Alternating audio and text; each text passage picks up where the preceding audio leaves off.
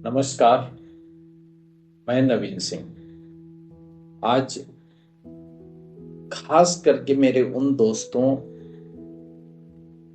या भाइयों से बातचीत करना चाहता हूं जो डायरेक्ट सेलिंग में ज्वाइन किया है या किसी भी नेटवर्क मार्केटिंग में बड़ी ही उम्मीद के साथ काम कर रहे हैं, जिनको ये लगता है कि डायरेक्ट सेलिंग मिडिल क्लास या गरीबों का बिजनेस है।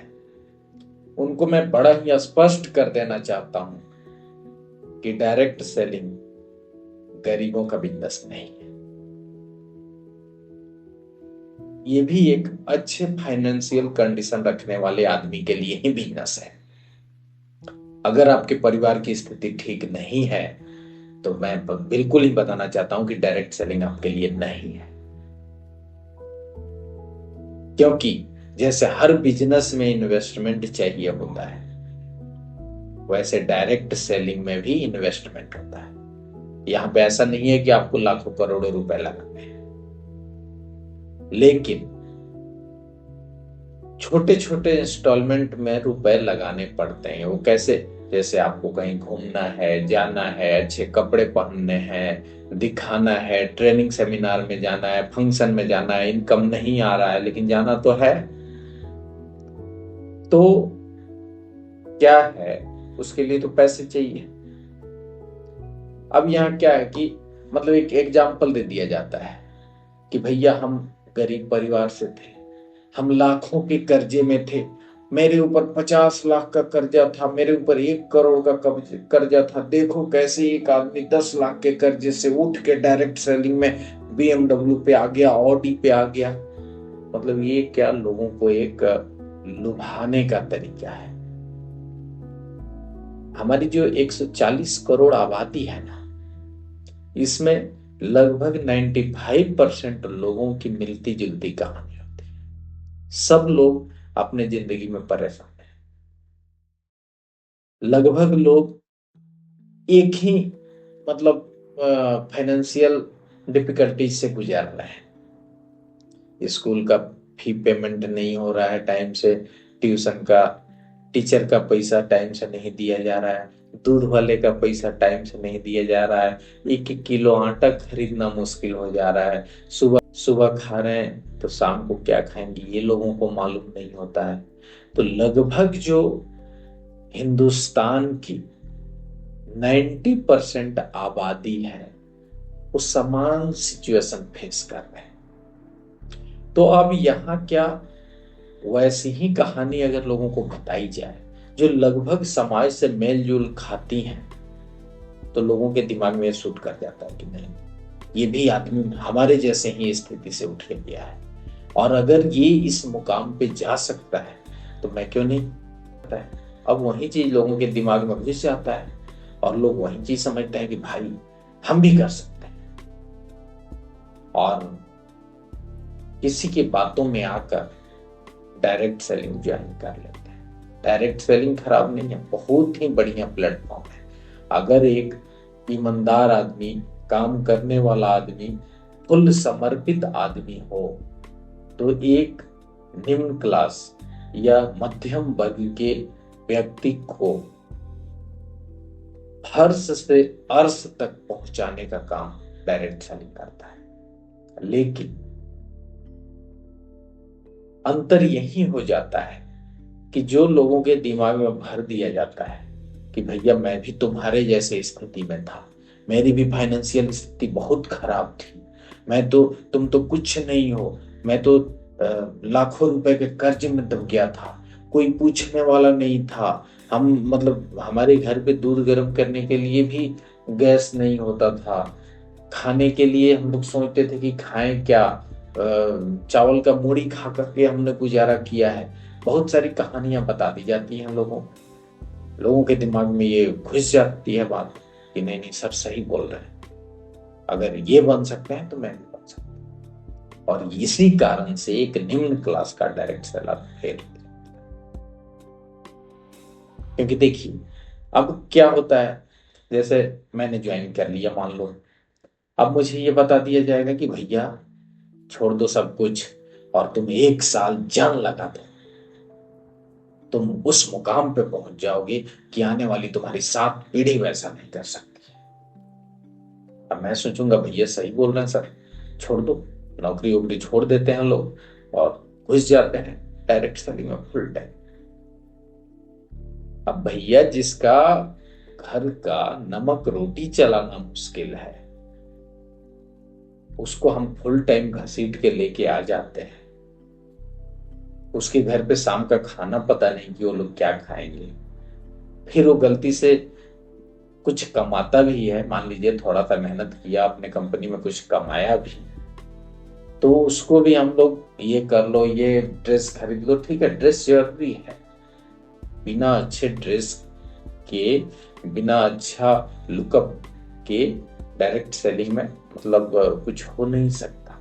हम अगर किसी के पास जा रहे हैं तो हम एक बहुत बड़ी संस्था को रिप्रेजेंट कर रहे हैं, तो हमें वैसा दिखना चाहिए। लेकिन होता क्या है कि जब शुरू में ठीक है उसकी स्थिति खराब है, उसने कुछ कमा लिया, तो उससे उसका घर भी नहीं चलेगा, तो ये सही है कि हम उसका पैसा उसको कुछ खरीदवा दें, उसके कपड़े खरीदवा दें, उसके बाइक में तेल में खर्चा हो।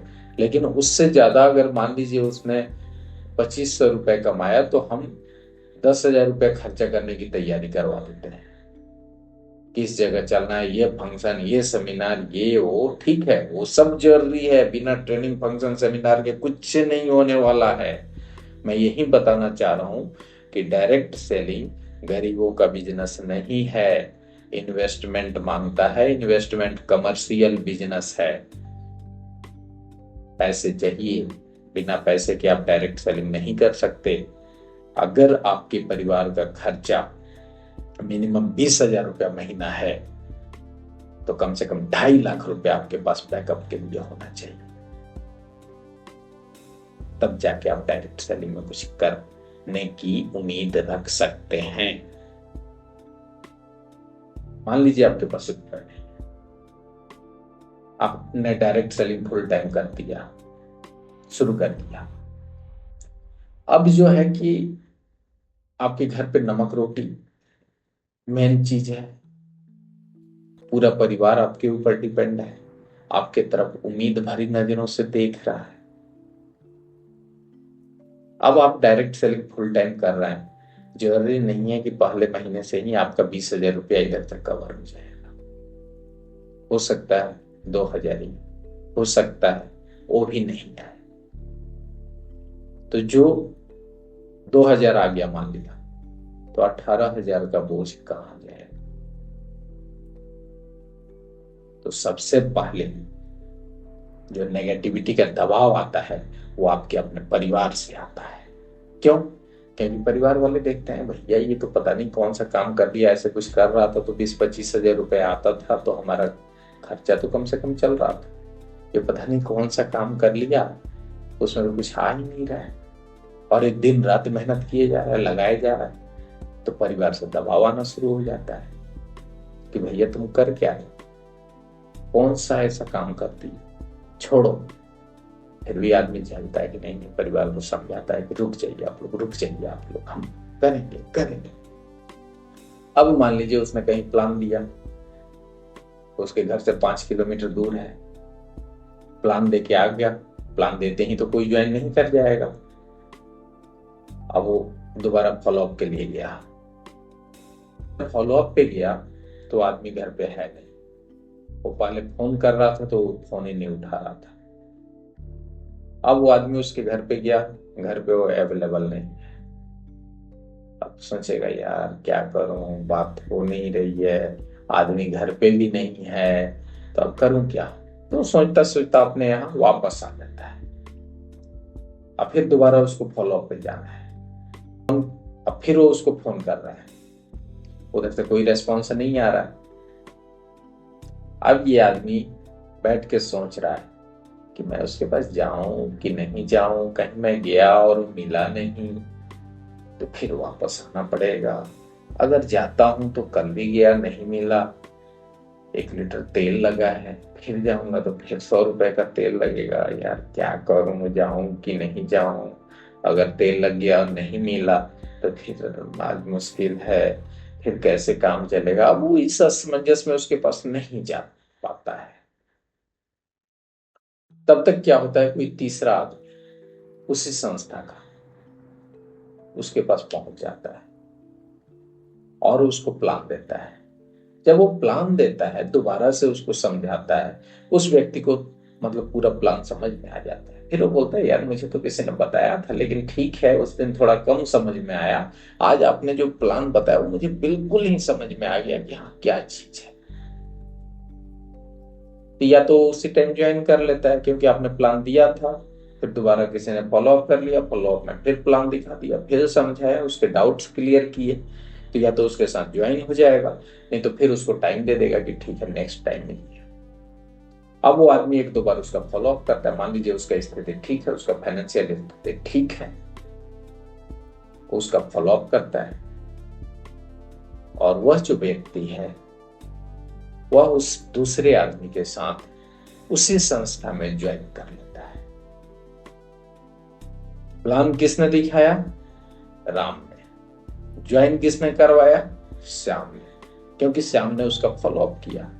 राम ने प्लान दिया, लेकिन राम की फाइनेंशियल स्थिति ठीक नहीं होने के कारण राम फॉलो अप नहीं कर पाया, और श्याम ने उसका फॉलो अप किया और अपने साथ ज्वाइन कर। इसी चीज के दूसरे पहलू में क्या होता है, मान लीजिए राम ने प्लान किया और राम ने फॉलो अप कर करके उसको ज्वाइन भी करवा लिया। अब वो आदमी राम के साथ काम कर रहा है, लेकिन राम की फाइनेंशियल स्थिति ठीक नहीं है, तो राम उसको सही से सपोर्ट नहीं कर पा रहा है। जब उस व्यक्ति को जरूरत है कि सर आइए आप हमारा सपोर्ट करिए, फॉलो अप में चलते हैं, राम की फाइनेंशियल स्थिति ठीक नहीं है और राम समय नहीं दे पाता उसको, मजबूरी में। अब फिर यहाँ पे देखिए क्या होता है, यहाँ पे एंट्री होती है श्याम की, और श्याम मिलता है उसे, प्लान देता है। वो बोलता है मैं तो सर ज्वाइन, तो ऐसा अच्छा सर कैसा काम चल रहा है? वो बोलता है कि सर काम तो करना चाहते थे, लेकिन जिस उम्मीद से हमने ज्वाइन किया है वैसा कुछ हो नहीं पा रहा है। राम उससे हाथ मिलाता है, बिल्कुल सर, हमें आपके जैसे ही होनहार आदमी की जरूरत थी, आपके जैसे ही कर्तव्यनिष्ठ आदमी की जरूरत थी, जो काम करना चाहता हो, महत्वाकांक्षी आदमी हो। हमें वैसे लोगों की जरूरत नहीं है सर, और आप गलत जगह पे फंस गए सर। आप किसी को बताइएगा मत, और आप अपना वो आईडी रहने दो, जैसे चल रहा है चलने दो। आप एक दूसरी आईडी हमारे साथ ले लो। बाद में क्या करेंगे इस पे मैं आपका सर हेल्प करूंगा, मैं आपका काम करवाऊंगा, और मेरे हेल्प से आपका काम हो जाएगा, और उसको ऐसे ही रहने दो। बाद में जब अपलाइन देखेगा कि ये डेड हो गया, कुछ नहीं कर रहा है, ये वो जब वो भूल जाएगा तो हम उसको भी डीएक्टिवेट करवा के इधर लगा देंगे। फिर इसको समझ में आती है कि बात तो सही बोल रहे हैं यार, वो अपलाइन तो समय दे नहीं रहा है, और ये सर बोल रहे हैं कि हाँ तुम्हारा फुल हेल्प करेंगे, तो क्यों नहीं मैं दूसरी आईडी लगा लूं। और वो चुपचाप दूसरी आईडी श्याम के साथ लगा लेता है। अब राम उसको फोन किए जा रहा है, हेलो हेलो, उठा ही नहीं रहा है, रिप्लाई ही नहीं दे रहा है, रेस्पॉन्स ही नहीं दे रहा है। उठा भी रहा है तो ये बोल रहा है कि सर देखिए ना हम बिजी हैं सर, हम अभी नहीं कर सकते सर, बाद में करेंगे सर, अभी घर वाले हमें मना कर रहे हैं सर, अभी मत आइए। मतलब कैसे भी करके वो राम से पीछा छुड़ाना चाहता है। मैक्सिमम डायरेक्ट सेलर्स के साथ यही दिक्कत आती है। वैसे बोला जाता है ना कि बड़ी मछली छोटी मछली को खा जाती है, डायरेक्ट सेलिंग में भी वही है। छोटे लोगों का कुछ ये नहीं है, बड़े लोग हैं चुपचाप जाके मीटिंग कर लेते हैं, कोई कमी नहीं है उनके पास, करोड़ों कमा रहे हैं, लेकिन सोच ये है कि भैया इधर से ले आओ, उधर से ले आओ, क्रॉस लाइन करो। ठीक है भैया, छोटे लोगों को भी जीने दो, लेकिन क्या करें, छोटे आदमी की भी स्थिति ऐसी है कि वो किसी की हेल्प नहीं कर पा रहा है। तो इसीलिए मेरा आपसे सजेशन है कि पहले आप कोई भी छोटा मोटा काम करिए, जिसमें आपका परिवार का खर्चा चलाने का इनकम आपको आता रहे। चाहे कोई नौकरी कर लीजिए या कोई छोटा मोटा धंधा कर लो। उसके बाद जिस भी डायरेक्ट सेलिंग कंपनी में आप काम करते हैं, जो भी आपको समय मिलता है, पार्ट टाइम अपना बिजनेस बढ़ाते रहिए, नौकरी भी करते रहिए, आपका परिवार भी चलता रहे और पार्ट टाइम डायरेक्ट सेलिंग में भी देते रहिए। धीरे धीरे धीरे धीरे आपका बिजनेस अप होने लगेगा।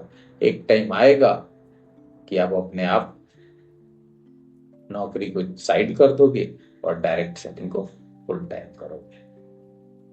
तो इतनी देर से जो मैं आप लोगों को समझा रहा था, तो मैं ये बताना चाहता हूं कि कभी भी किसी के भी बहकावे में आकर आप जो भी काम कर रहे हैं उसको एकाएक लात मत मारिए। पहले दूसरे काम को उसके लेवल में आ जाने दीजिए, फिर आप उस काम को छोड़। क्योंकि पहले ही छोड़ दोगे आपके घर की स्थिति खराब हो जाएगी, आप दाने दाने के मोहताज हो जाएंगे, आपका पूरा परिवार ही डायरेक्ट सेलिंग से नेगेटिव हो जाएगा, आपको कोई काम नहीं करने देगा। तो गुमराह न होए, क्योंकि गुमराह करने वाले लोग बहुत मिलेंगे। क्योंकि मिली जुली कहानियां हैं, कहानी सुना दी जाएंगी और आप उसी भ्रम में फंस जाएंगे। इसीलिए मेरा आप लोगों से विनम्र निवेदन है कि अगर आपके परिवार की फाइनेंशियल स्थिति वैसी है कि आप अगर घर पे कम से कम साल भर कुछ भी कमा के नहीं देते तो कोई फर्क नहीं पड़ेगा, तो आप दिल खोल के बिंदास होकर डायरेक्ट सेलिंग में काम करिए। और अगर 1% भी डाउट है कि आपके काम नहीं करने का, आपके नौकरी छोड़ने का असर आपके परिवार पे हो सकता है, तो पहले अपनी नौकरी पे ध्यान दीजिए। Secondary direct selling, direct selling बहुत बड़ा प्लेटफॉर्म है लेकिन सेकेंडरी है। पहले अभी का भोजन चाहिए, तब तो कल का सोचेंगे, और अभी का नहीं रहेगा और अभी हम जिंदा ही नहीं बचे तो कल की कौन सोचता है। तो इसीलिए आज जरूरी है कल के लिए।